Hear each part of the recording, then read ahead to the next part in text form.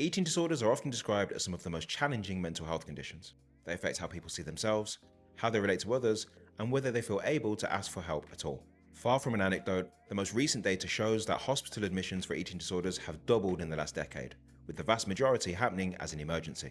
We know that recovery doesn't happen in isolation, and family, friends, workplaces, and communities all have their role to play. Yet many people still tell us they feel alone or unsure of where to turn. So how does community actually help when somebody is struggling with an eating disorder? And what changes when help and support is accessed early? We've known for decades that if you have food insecurity under the age of 5, that will lead to a significantly increased prevalence of eating disorders as an adolescent. It's about helping people to take a really positive next step. Yes. And if they can take one positive action, then the likelihood of them getting better is massively increased. At the moment, eating disorders are around about 9% of all mental health conditions, and we get less than 1% of the funding for research. We need to bring that patient voice and people's voice so that those providing the services really understand the impact of the decisions they're making. To explore these questions, I'm joined by Vanessa Longley, CEO of BEAT, the UK's eating disorder charity. Since joining in 2025, she's led work that's supported tens of thousands of people while shaping a longer-term strategy focused on prevention, early intervention, and ensuring that nobody faces an eating disorder alone. Vanessa, good to see you. Really good to see you, Matt. Thank you for joining the show. As per usual, I like to start with learning a little more about the person in front of me. In your case, you've joined BEAT since June 2025 after a long career of leading organisations in the third sector. On a personal level, what drew you to this work with BEAT, and what do people misunderstand about eating disorders before they encounter them up close? I think you're so right, Matt. It's the personal experience that makes you really understand the conditions that people are facing. So my daughter was born with an invisible disability and had to go on quite a journey to manage that. And it's not a surprise that on that journey she reached that age where she just didn't want to be different, and it's really hard. And she struggled with her mental health.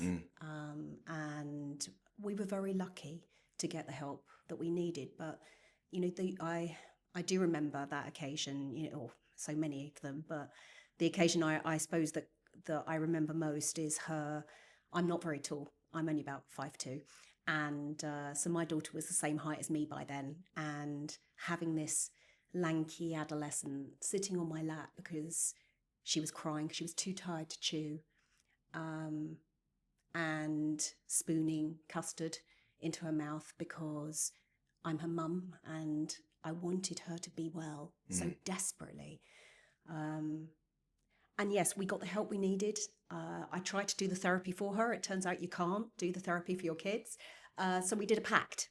And the pact was that she would stick with therapy, which is hard.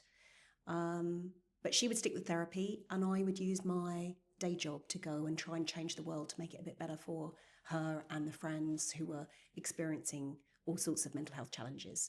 And that's what drew me into young people's mental health. So, and coming to be, I think it does give you a unique perspective as a parent, because it's just so hard, because you're dealing with something where you're waking up every morning and knowing there are meals ahead of you that day. So yeah, I try and bring some of that. It's one experience, but one of those experiences I think helps give me some insight into what we need to do here. Wow, that's a really powerful insight. So you've mentioned as well that essentially eating disorders are preventable. Absolutely. And that with the right help and support, recovery is possible. From where you're sitting right now, what do you see as some of the biggest challenges on the road to a world without eating disorders? I think, and absolutely that's possible.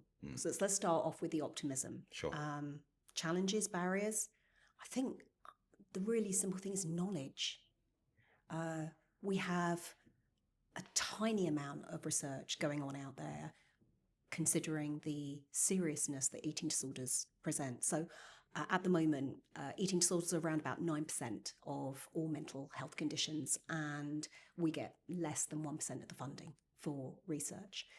But what's even more concerning is that the research that's being done, I mean, some of it is brilliant. We do have great research going on out there. Some of the genomic stuff is amazing. And that might well lead to us understanding the genetics behind eating disorders and could transform treatments. But even other research that's out there, it should be leading to changes in policy and practice and informing that. It drives me up the wall sometimes, which is that, we've known for years, we've known for decades that if you have food insecurity under the age of 5, that will lead to a significantly increased prevalence of eating disorders as an adolescent. We've just had the biggest cost of living crisis in the UK for many, many decades.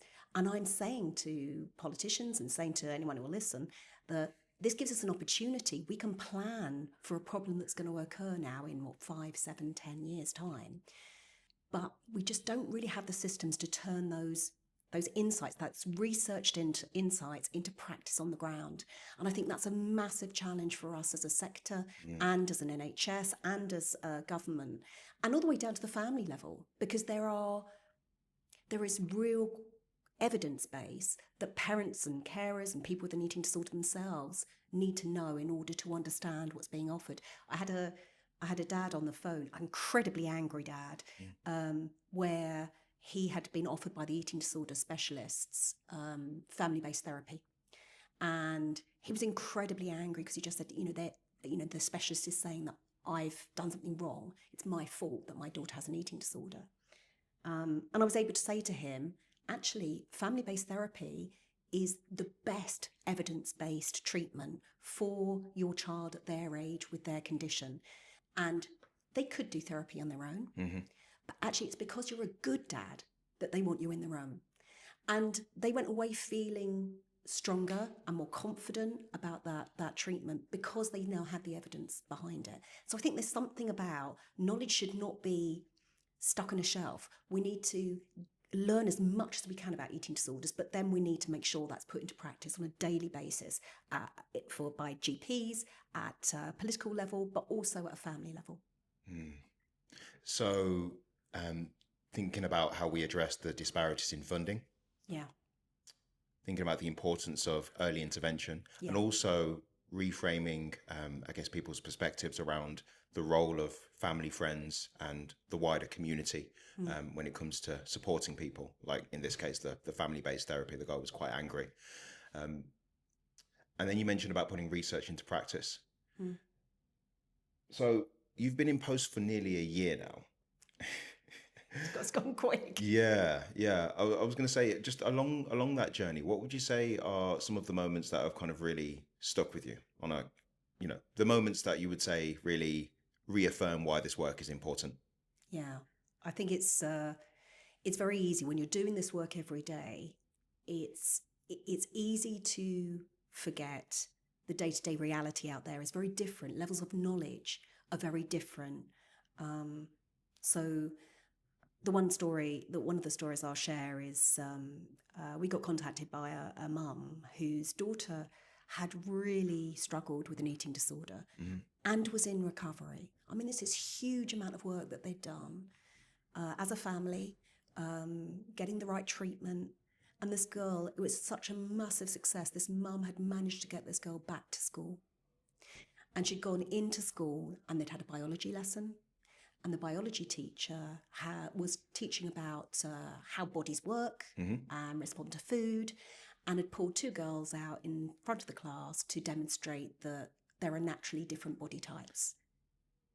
And they'd pulled out this young girl with an eating disorder to discuss her body in front of the whole class. And if that wasn't bad enough, I mean, obviously that it caused all sorts of trauma, which had to be unpicked. But this girl, having been through treatment, she was brave enough to go back into that school with her mum to see the head, to say, look, this has happened. My daughter would really like to do a talk at school and to the teachers to try and explain to them how important it is not to do this stuff and to talk a little bit more about eating disorders. And the response of the head we don't want to be talking about eating disorders, otherwise everyone will get it. As if it's somehow a catching condition. Yeah. And it's something like that that really brings home that everyday experience of people out there. It shows the stigma is still really strong, a misunderstanding of what eating disorders are, what they look like. This is stuff we need to be talking about. In the same way as it's much better nowadays. It's not perfect, but we talk about mental health far more than we used to. Sure. But eating disorders seem to be this subset that there's still a lot of stigma around. So yeah, that sits with me, and I need to make sure that we as an organisation are changing that situation for girls like that, for kids like that, who are doing so much work on their own. We as a society need to group around them and support them. No, that's it's really, really powerful story again. Just coming back to the research piece as well, because you mentioned a bit just in terms of the challenges in terms of, realizing a world without eating disorders. They're varied, quite far-reaching. But you mentioned about different bits of research and how we turn that into practice. Are there any bits of research that kind of come to mind that get you really excited in terms of making progress?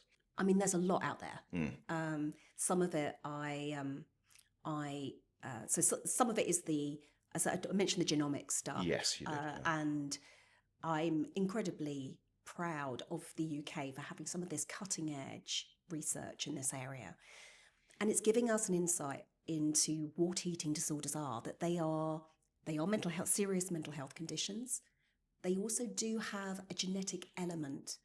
And we know that there's the biological elements around that if people are restricting very seriously, then changes happen in the brain, which make it even harder to engage with the treatments that need to happen in order to get well. And so there's some really fascinating research happening, whether that's looking at ketamine for the treatment of anorexia. Wow. Or whether that's all the way through to the real effectiveness of psychoeducation around teaching young people to recognize and name emotions. And we forget how hard that is. That's a skill that has to be learned. No one's born with the ability to have a name for an emotion. And actually just a simple act of teaching a child how to recognize those emotions can have a huge positive impact. All the way through to, I was speaking to a researcher who's been looking at the link between hypermobility and eating disorders, which is really interesting.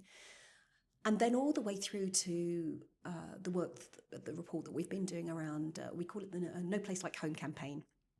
And we pulled together over 1,000 pieces of research into treatments around intensive daycare and balancing what that can offer compared with inpatient care. Sure.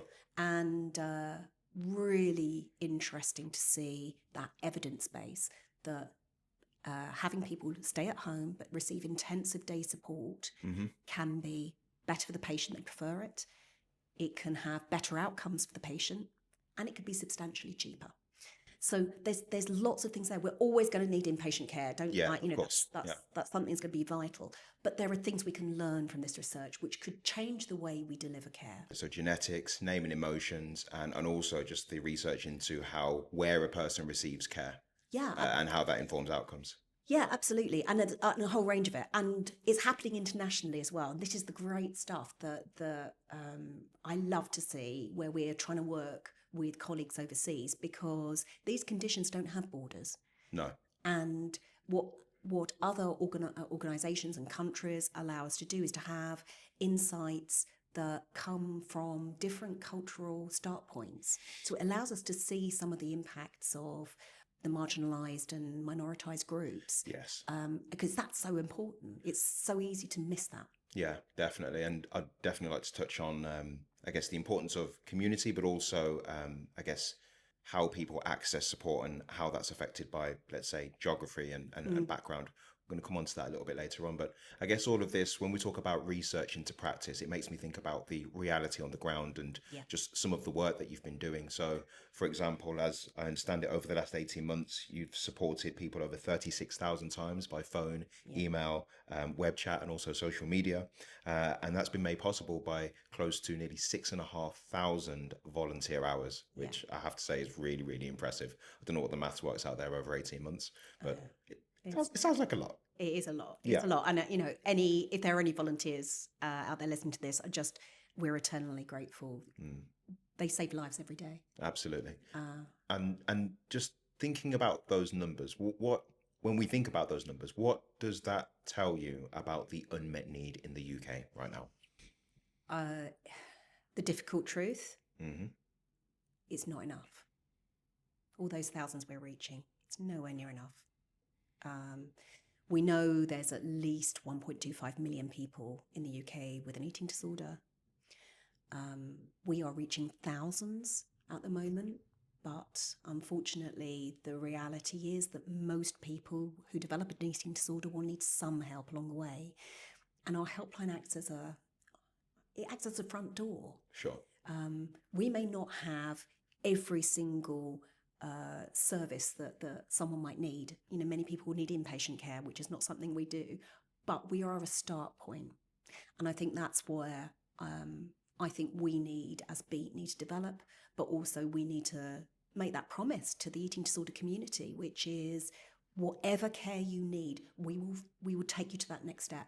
And it's something we do on the phones and by email, is that and you'll know it from your times with the Samaritans, that we talk about motivational interviewing, which it always sounds like a kind of a very corporate thing, but actually it's about helping people to take a really positive next step. Yes.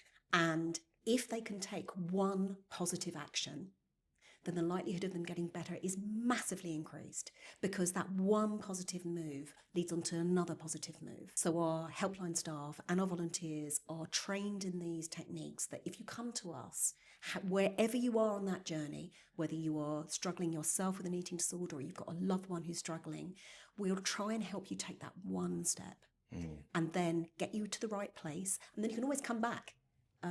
We're very happy. Call us back a number of times. But the important thing is you can't necessarily tackle the whole picture in one go. This is big stuff. And some people with an eating disorder, they are going to need help for months and years. And that's okay. It's about getting started. So that's what we're doing a lot of. And I think, I need to make that commitment to the eating disorder community, that we commit to doing more. And of course, behind every statistic, there is a human being, an individual. Yeah. And often when they reach out to you, coming through the front door, be it the helpline, they're in quite a vulnerable position. Yeah. In terms of trends, what are some of the things that you hear from people when they reach out to you for the first time?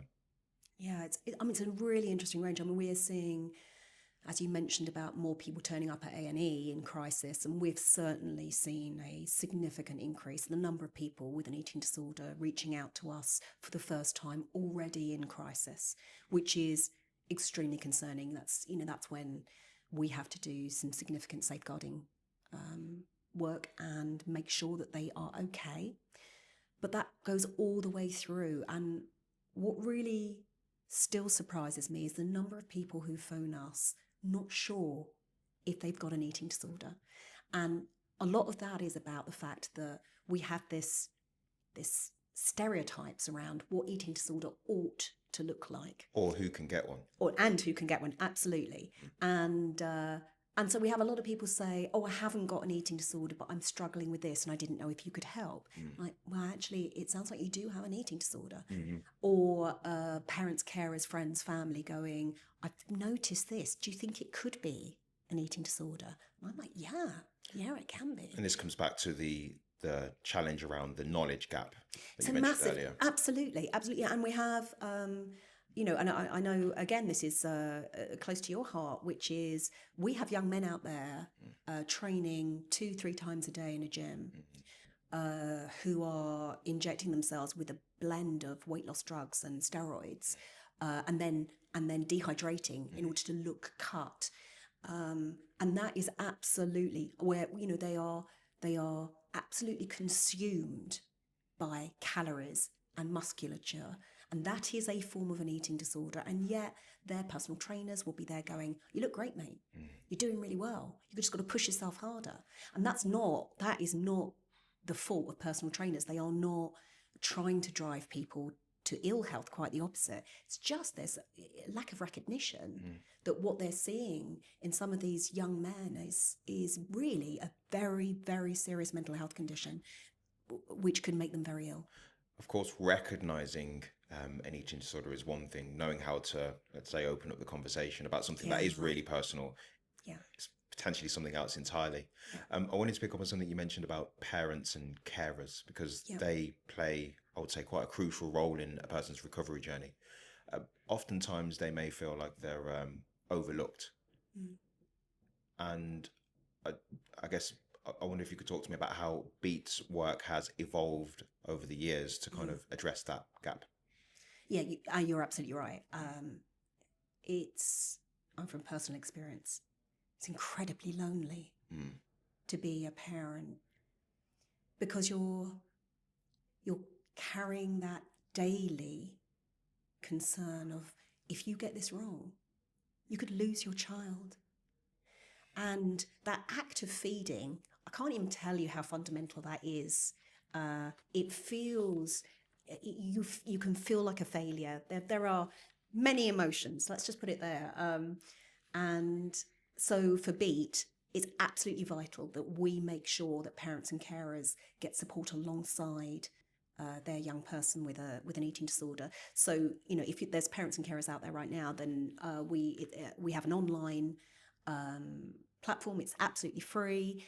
You sign up. There are little modules to learn all about different eating disorders, to learn the latest insight and knowledge about how you can support your young person.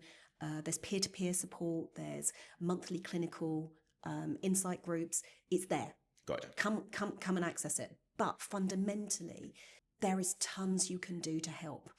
And some of those natural instincts you have to fight against. There's another dad that I spoke to. I'm laughing because his daughter's got through this and is in recovery. He remembers the first time he visited her in the inpatient unit, and he hadn't learned much at that stage. He was just going on instinct, and he said he recognised he was just terrified. He was desperate. And the idea of taking his daughter to an eating disorder unit and leaving her there was just the worst thing he'd ever done in his life. And so he went to visit her, and he had this kind of thing in his head of, I'm sure I can get her to eat, and then she can come home with me. And so he was trying to sneak her a Mars bar, and the consultant took him to one side and said, right, okay, we need to have a chat, because this is not helpful. And he did our parents course, and he's laughing at himself, because he looks back and he goes, oh my goodness, it was probably one of the worst things I could have done. Definitely making it worse, yeah. But actually, they're now at a stage where he and his daughter have been able to have those conversations, and his daughter said, I knew you just wanted me to be well. And that's an amazing place to be, amazing place to get to. But yeah, so they refer to it. Sometimes she'll say, she's in recovery, but he still fusses because he's her dad. And so occasionally they now have the shorthand, which is, I don't need a Mars bar, Dad. And that's great. But that's why it's so important to have parent support. It's a very lonely place to be. And there are others that have been through it that can help you along that way. So shifting from support to how we deliver change, how you deliver change long term. Your 2025 to 2030 strategy is built around 3 pillars. That's answering the call, spreading the word, and changing the story. So if you had to explain that strategy to somebody who's never heard of Beat, what problem are you trying to solve? Okay. Obviously I could talk about this for hours, sure, Matt, but you asked me to do the for someone who doesn't know us. So I think I often use the analogy that it's like there's a house on fire. People out there with an eating disorder are in crisis, and we at Beat have to provide support now. They need help now. And whether that's through our helpline, our web chat, all of the information online, the programs of support we provide for them and their parents, that's all about delivering direct support to people who are in need right now. But it's not enough just to put a fire out. We also need to, at the same time, start building that fire break. So we're stopping people reaching crisis in the future. So we're also working about building that community. And we've already mentioned about that community that's able to recognise and respond. And it's the two things together that make the difference. And that's all of our training of teachers, schools professionals, health professionals, as well as the awareness. If I can get an eating disorder storyline in one of the soaps, then that's brilliant. It's a way of reaching millions of people in one go. Have we not had that yet? Yeah, we have. Yeah, we've had a few. Heartbeat, for those, if you follow Heartbeat, but as well as some others. But yeah, it's a shortcut to giving people the tools they need to actually manage that if they come across it in their everyday lives. And then however well we do at supporting individuals, we've got to recognise that there are some things in society that we really need to fix. This is the structural stuff that we need to fix to make this better. And whether that's working with the government around calories on menus, which is really unhelpful if you have an eating disorder, all the way through to some of those industries are like social media, AI, and working with those industries to say, this is where the problems are and this is how to fix them. And we've had some real success in that. So you mentioned about taking the time to upskill everybody that could be involved in a person's recovery journey for an eating disorder. That last thing there about calories on menus, what would you suggest as an alternative to the calories on menus? I like to say follow the evidence. Okay. So all of the evidence currently shows that if you put calories on menus, it has almost no impact on food choices by those who live in larger bodies. It can affect a choice by around about 70 to 100 calories, but nothing beyond that. Really? Whereas it has a massive impact on those with an eating disorder. So I know that's counterintuitive. You'd think, oh, shove calories on menus and people who are looking to lose weight can calculate. Unfortunately not. That's not how it works. So we've had success in Scotland. So the Scottish government have delayed putting calories on menus for that reason. Still working on the UK, on the rest of the UK. Sure. But we'll get there.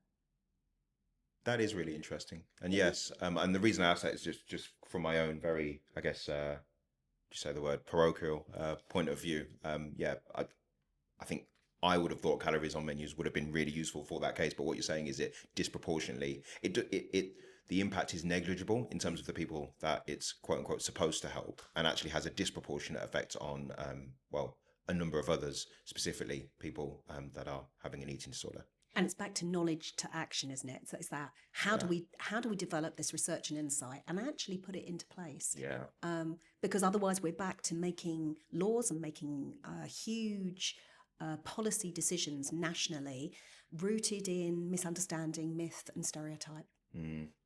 So early intervention is a reoccurring theme across your strategies, your campaigns and your services. What would you say gets in the way of people accessing help early? So stigma is a simple one. We are really looking at a society where many young people and older people are too ashamed to come forward. Shame is a very common emotion around eating disorders. Very sadly, it is about 3 years gap on average between someone developing a problem and asking for help. And during that time, behaviours can become really entrenched. And you go from, if you could only intervene early, sometimes you can redirect. Whereas by the time you've waited 3 years, you can often be looking at someone who's really needing some quite in-depth help. So there's a lot of work to be done. And as we've discussed, this idea of what an eating disorder is, and this is about barriers to service. All too often, we've had people have that real courage and bravery that when they do ask for help and they go to the doctor, and the feedback they get is you're not ill enough yet. And that can be devastating. I mean, it can be life-threatening, because with an eating disorder, that can be seen, if you're told you're not ill enough, that can be seen as a challenge, and therefore, people are looking to lose even more weight. But more than that, I totally understand it, and don't get me wrong, I have never yet met a health professional that doesn't want to do the right thing by their patients. These are extraordinary people. My sister is a community mental health nurse. I see her making incredibly difficult decisions every day, and she will fight for her patients. It's brilliant. But we have to recognise that these professionals are under extreme pressures. But it makes sense. If only we can get treatment in early, then we save so much time, energy, pain, and money in the long term. So restrictive criteria, stigma, pressure on the system, these are some of the things that prevent people getting help early. Absolutely. Yeah. Absolutely. And of course, digital support plays an increasingly important role in terms of people accessing help. That's whether it's self-help tools or online communities. So on your website, just some of the stats that I read, and again, it's incredible numbers, 107,000 people plus have accessed your downloadable resources in the last 18 months, over 1 million unique visitors. And I guess the point here is that we know that online communities can be both supportive, but at the same time harmful. So from your perspective, where Beat's concerned, how do we help people navigate those digital spaces in a way that protects recovery while still fostering connection? Yeah, I mean, it's if I had a simple answer, then I could probably make a fortune, couldn't I? But Yeah, it's not a simple question. it's not no. But we should wrestle with these. Is exactly the mental health community need to wrestle with some of these really big modern challenges in society. I mean, who would have thought we'd be facing this sort of challenge? Social media has not been around that long. And things like that. So we are learning as we go the positives and the negatives of this. So it's a nuanced conversation. I don't have a simple answer to start with, but there are some things I do know. Sure. So one of those is that making online communities safe is something that organisations like Beat, like other trusted third sector providers, can do brilliantly. Firstly, because we have the trust. Secondly, we are able to moderate those spaces. So, there's really simple stuff. We have brilliant peer-to-peer support groups for people who are sharing a specific eating disorder journey. And we make sure that when we are holding those groups, that the questions all come and are moderated before they appear. Good. It's a really simple thing.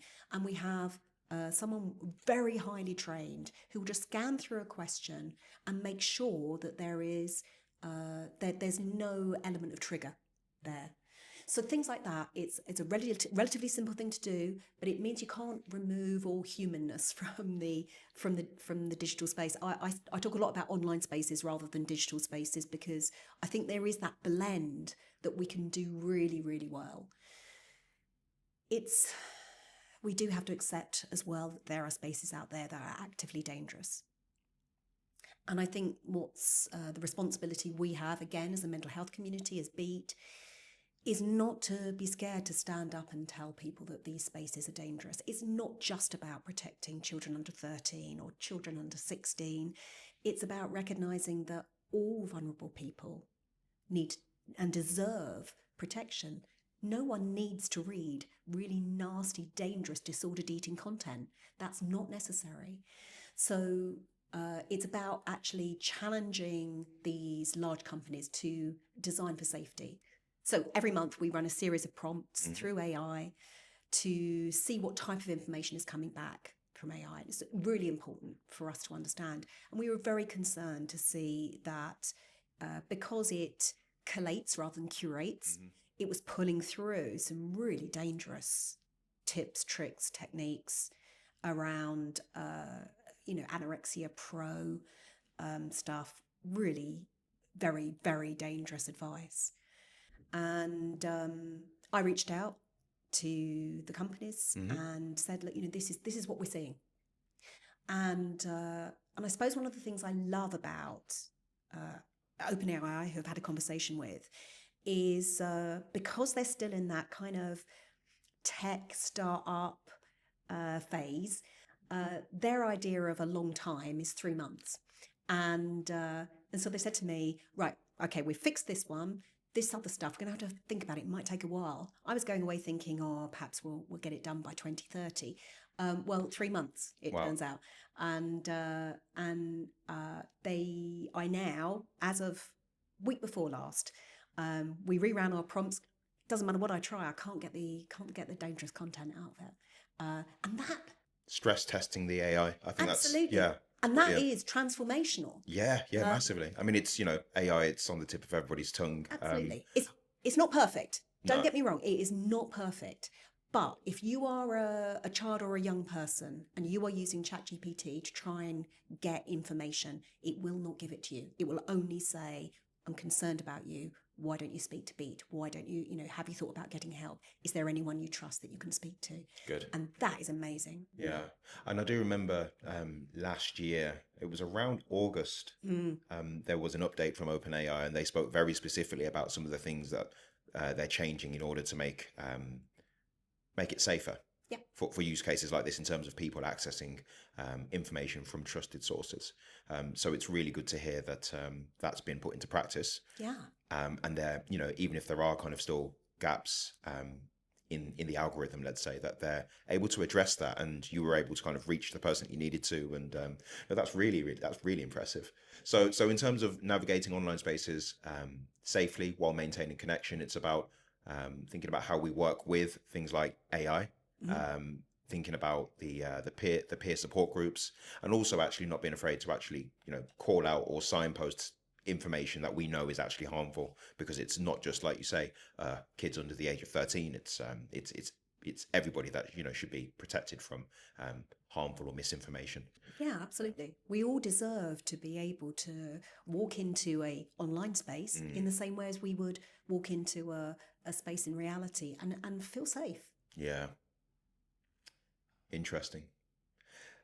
And I actually didn't have any questions lined up about AI, but it's interesting how it tilted towards that anyway. So no, thanks for that. Just listening to all of that, it's clear that while online spaces do provide and can offer that sense of connection, they can't and probably shouldn't carry all of that responsibility on their own. Which brings me to the formal role of, or the role of formal services. So the services that are designed to step in early and consistently. So recently we've seen new NHS guidance on eating disorder services for children and young people. So they place a strong emphasis on early intervention, family and carer support, as well as avoidant restrictive food intake disorder, also known as ARFID. So from Beat's perspective, what feels like the most significant shift in this guidance? All of it. All of it. I mean, this is the first new guidance since 2015. Wow. And we were really pleased about how open the NHS England was in working with us and others to really get more insight. But I mean, if I was pointing to one thing, that simple thing of stating really clearly that medical practitioners need to look beyond BMI as the single measure for whether someone is ill enough or well enough to get treatment. It puts a lot more emphasis on saying BMI is one piece of information, but on top of that, if you look at parental concerns and behaviours are equally, if not more important, in order to diagnose there is something happening here that we need to intervene now. That is really important. Now, let's not pretend that it magics up the services that are going to be needed in order to support that, but you can't ask for the service if the guidance isn't there in the first place. Sure.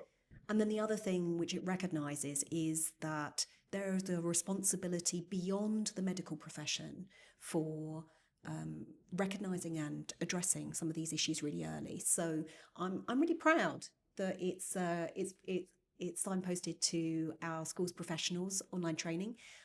It's free. Again, if anyone who has ever been to a school or knows of a school that wants to recommend the school gets online, again, mini modules so people can, teachers can learn, and really practical, actionable advice. This is the bit I love. It's for the lunchtime supervisors out there. Got ya. And it's like, how do you scan a room? Just scan a whole room at lunchtime. And if you can see a child that keeps cutting their dinner up into smaller and smaller pieces, that's a red flag. It's an early warning sign. It's a chance not for them to intervene themselves. They can take that back to the pastoral care and say, look, this is concerning. And then we can help with the online training. It's got a whole package of how you start those conversations. Things like that. That is now part of this NHS guidance of saying we as a community need to group around people, get in early, and then when they get to the GP, if they've got a change in behaviours, if you've got concerned parents, let's get them help now, really early. I like the thing that I take from that is, I guess it kind of comes back to the earlier thread about parents and carers feeling maybe overlooked or left out. And so this guidance explicitly kind of recognises that as a form of support, behaviours as well. And that can be recognised earlier if we get the knowledge and the practical skill sets to people that are in a position to recognise the signs and symptoms first, aka the lunchtime supervisors. Yeah, I can give a personal example of this, which is with my daughter. When I first asked for help, I finally got a referral to through the system, and we know the system. And I went through the entire system to the paediatric consultant, and all the tests were run, the blood tests, the test for epilepsy, the test for this, the test for that. And all of those tests were negative. And so we reached the end of the path, and they were really happy to tell me that all the tests they'd done were negative, and therefore they discharged me. That was the letter that I got. And I'm thinking, but nothing has changed. My daughter is still experiencing all of these concerning symptoms that I started with. And I went back to the GP and I said to the GP, look, this is, we've gone through all of this. I don't know what to do. And thank goodness for a very, very good family GP. My GP said to me, look, I have never come across a situation where a parent has said there's something wrong and then we don't eventually find something wrong. So I'm going to send you around the system again.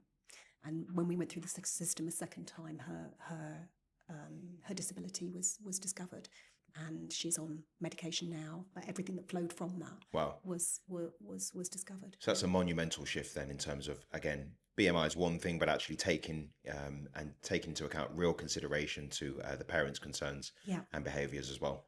Absolutely, and I'd say out there, if you're a parent, if you're an employer, if you are if you're a friend. If you have concerns, if you feel that there is something going on, then that's a very good sign that there may be something not right. And I'm not saying you need to pretend, develop your medical degree. Unfortunately, watching as much as I've watched Holby City, it does not qualify you to do medical diagnosis. But what you can do is say, "Are you okay?" And then you ask a second time, "You really all right?" And it's that type of opening up, getting people to begin to talk about these things that will make a difference. Is Holby City still going? I don't know. I might be well out of date by that. Feel dated, you mentioned that. Yeah, but okay. Okay, so the guidance also recognises the role of the voluntary and community sector more explicitly than before. So given some of the challenges that still exist, in terms of, I think we mentioned one already earlier in terms of that kind of crisis-focused care, the restrictive criteria in terms of who gets access to help, and then also at times a lack of almost mutual respect between services.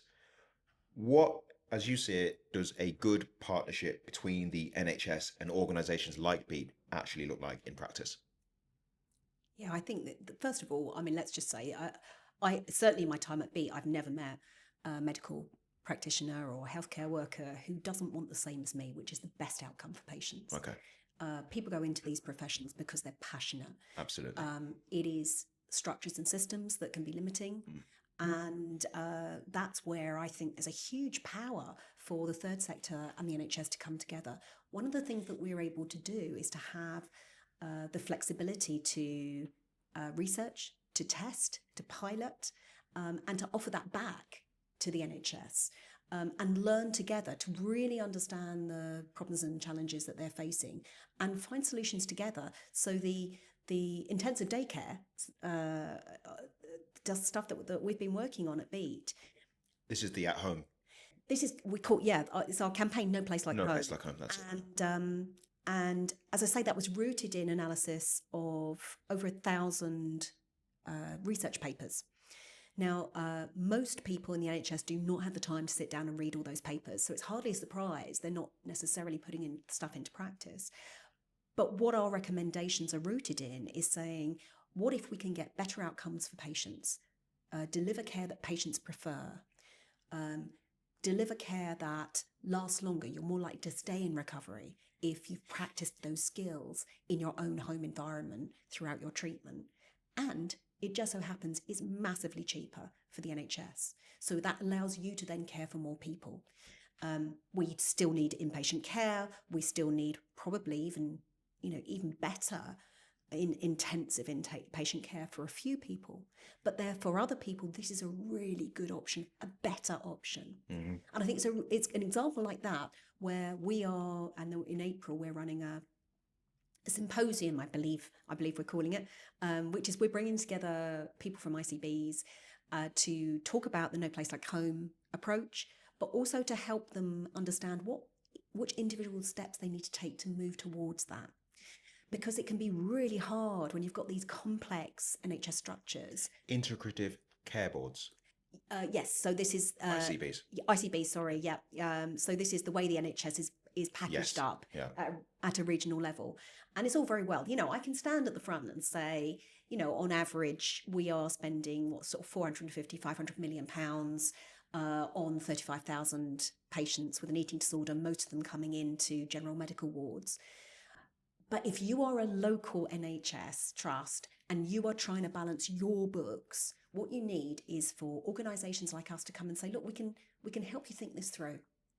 And that's, I'm really keen to do more of that, to actually be a practical sounding board where we have insight, we have information, but also all of that is rooted in lived experience. And a lot of the time we will need to bring that to the fore, that we need to bring that patient voice and people's voice so that those providing the services really understand the impact of the decisions they're making. So more people, and I guess the net result off the back of that is that more people get access to the services that work when they need it. Yeah. Right. Absolutely. Yeah. And I guess just thinking about access, despite, a lot of progress over the years, access to support still isn't equal. So for those that aren't aware, could you talk us through how things like geography, identity, poverty, we've mentioned stigma already, but, factors relating to somebody's identity, where they live, etc., kind of affects whether they seek help or feels able to actually stay engaged with recovery? Yeah, so without any question, if you are from a minoritized or marginalized group, you have an increased likelihood of developing an eating disorder, and you are less likely to seek treatment for that. I don't think that's anything for us to be proud of. We have that knowledge now. It's an absolute responsibility on every single organisation working in this space to try and make that not true in the future. And there is something about access, which is absolutely fundamental to Beat strategy. That first thing is about making that front door wider so that everyone can find their way in, and then we help them find the right service. It's without doubt that is a real challenge, and we have to recognise that it's not that these people are hard to reach. It's very much that services have not been designed all the time with them in mind. That was going to be the next question. It's like, okay, we've got the data that backs it up, but actually, why is that the case? It's a whole range of things. So, and I'm very mindful that I'm sitting here as a CEO, so I've got, power in that capacity. I'm a white woman. I'm reasonably well educated. And even I had to fight to get services for my child, using, all of my highbrow language and looking stuff up on the internet. Symposium. Yeah, Exactly. exactly. I'm going to have to Google that afterwards. Yeah. So it is, we've got to get real here. I think there is something about, we need people to be seen. Beat have to make sure that we are showing representations and training people. There is still tons of people out there who think that an eating disorder is the preserve of middle-class white teenage girls, high-achieving white teenage girls. And you're like, well, no, this is not true. This is just the people that you see. So we need to, make people visible. And that's a lot about centering our lived experience. So we want to make sure that before researchers start picking the topics that they want to research, they get input from lived experience panels to be able, and experts by experience, to shape the research they're doing. Because otherwise we're just reproving what we knew already, which is if you just interview middle-class white girls, teenage girls, that's... It's an echo chamber. Exactly. Yeah. So there's that role that we can play. There's also being very mindful of doing culturally sensitive support. So we have Ramadan guidance right now available and up, and actually being able to, again, from people with lived experience, to talk through what it's like to have an eating disorder during Ramadan, where the guidance is really clear that you are not expected to fast if you're not well. At the same time, the wanting to be part of your community, and food being such a huge part of that. Or Christmas, we do guidance at Christmas. It's like, how do you negotiate Christmas dinner if your entire extended family is there? I mean, it's all about food, isn't it? And it's all about the food. So yeah, there are lots of things like that about being culturally sensitive, and giving people tools that reflect the things they're dealing with. There's also the need to actually help them meet other peers, people who have negotiated these things themselves. And that's where the community stuff comes in, because it's not necessarily about depending on your friends, your family, your football team. That's the space where we can, as a third sector, create a community out of those with shared experience. What role do employers play in reducing some of these inequalities in access to support? Yeah, absolutely. This is a really interesting one, because I think if you had asked an employer, let's say 10 years ago, if you'd gone to an employer and said, oh, what are you doing to support the mental health of your workforce? They would look at you blankly, horrified, and go, well, that's nothing to do with us. That's their personal life. If you did that today, and they weren't able to reel off a whole range of workplace-based initiatives that they're doing to support the mental health of their staff, then you wouldn't want to work there. It's absolutely seen not as a staff benefit or a perk. It's seen as an absolute necessity. Sure. And it's brilliant. If you do the same now with most employers around eating disorders, even though I can tell them for absolute sure that there will be someone in their workplace who is struggling with an eating disorder right now, it is that you still get that look of slight terror from many and most. So what I would say as an employer is, first of all, there is information out there that you can access to, Beat or anyone else. There's plenty of others. Come to Beat, and we can. We've got a help finder, so there's tons of information on there that will take you to regional charities. But Beat, you've got a load of information, so. I don't want to say educate yourself, but you're an employer. You're looking after human beings, and you could be that one trusted person that is the difference between someone surviving and not. So I would say invest in mental health first aid training, because that's a brilliant thing for all of your staff and employee wellbeing. Inform yourself about eating disorders. Have a think about the cultures in your office. If all of your get-togethers, all of your social things are built around, let's order pizza in, let's all go for high-calorie beers, let's make it all about the food, then you may be unintentionally excluding people or causing harm. And I'm not saying you can't have fun. I mean, you've come to our office. There's always things going on, but it's the way you talk about food. It's the way you encourage people to join in and make people feel welcome, whatever stage they're at. Mm-hmm. So I guess it sounds like, employers clearly have their role to play, but none of this exists in isolation. And I guess it brings me to, or makes me think about the broader picture of shared responsibility and connection, which is exactly what Eating Disorder Awareness Week 2026 is going to be focused on. This year's theme, of course, being community. So for a range of reasons that we've kind of touched on, eating disorders can be incredibly isolating. So as you see it, what is the significance of community to a person who's either struggling with or caring for someone with an eating disorder? Community is absolutely essential. So we know that even if you just have one person that you feel you can turn to, that you can trust, that can make a transformative difference in your recovery. And that can be, we think about community sometimes as family or friends, and yeah, absolutely, they're great and they're vital. But we're also talking about those communities beyond that. It might be your football team. It might be your theatre group or cinema group, or if it's for my daughter, it's the sci-fi club at uni. That's where she found her people.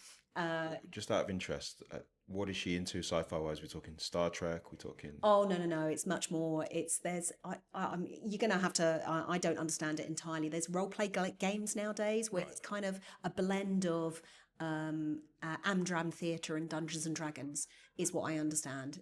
So yeah, that's more her bad. Okay. So, but yeah. To be fair, there's a whole rabbit hole there with the whole dungeon. Yeah. It's not the work of a minute to explain that. No, but I suppose that's the point, isn't it? Is that our communities are the people and the organisations and the spaces in which we feel welcome and we feel safe. Right.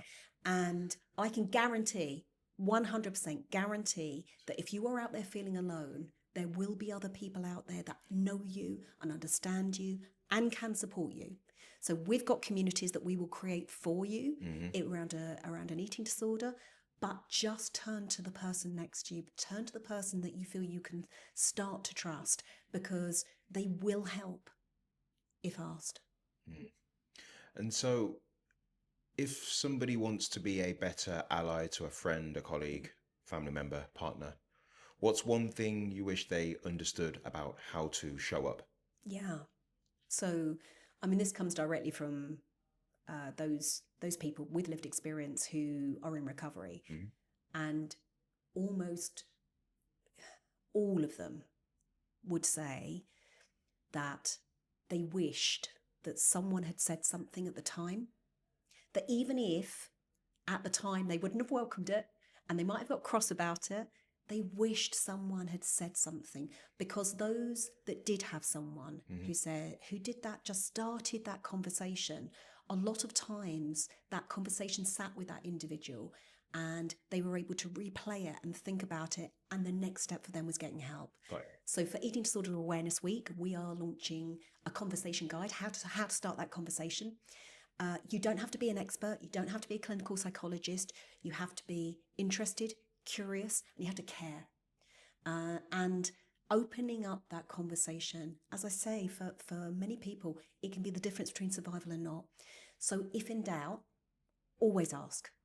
If in doubt, always ask. Love it.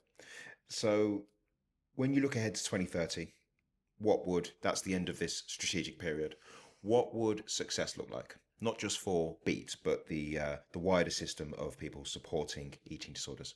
The wider system supporting people with eating disorders. Sorry. It's this huge question. I mean, and I am a bit of a dreamer on this, but what's absolutely possible by 2030?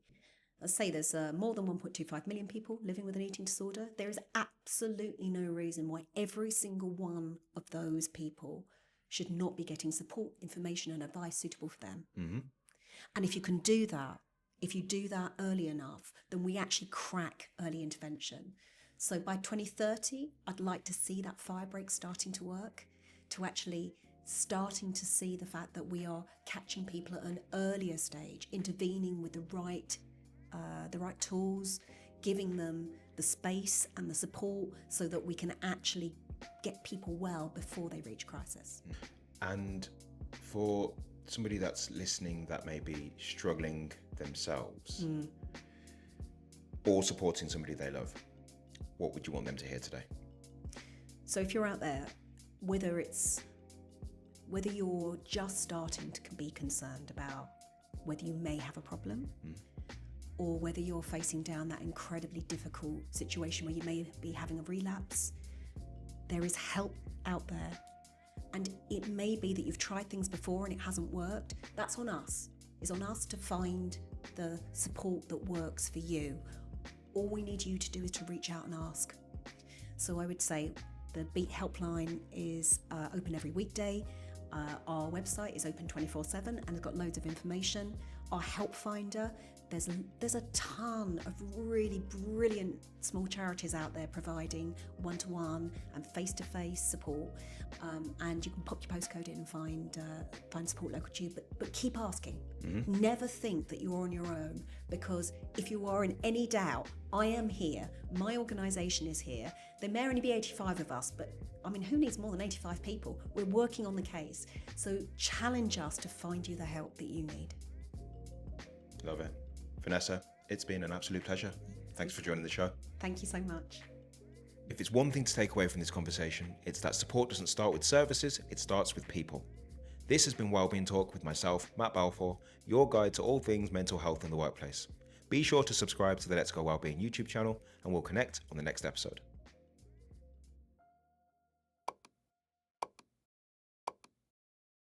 So, Vanessa, like that, sorry, terrible start.